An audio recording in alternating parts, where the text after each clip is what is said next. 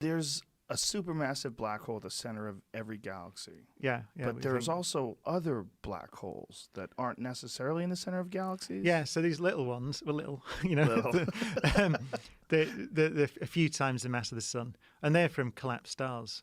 So they are stars at the end of their life, very bigger than the sun, more massive than the sun, but they run out of their fuel and they start to collapse because gravity squashes them.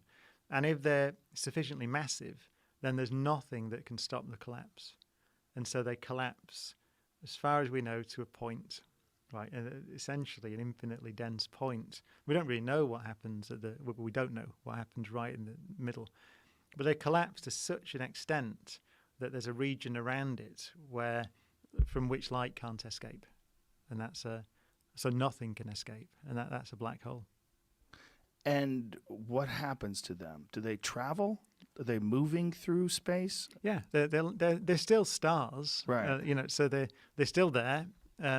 They're surrounded this region where if you fall in, it's called the event horizon, and if you go across that horizon, then you are going to the center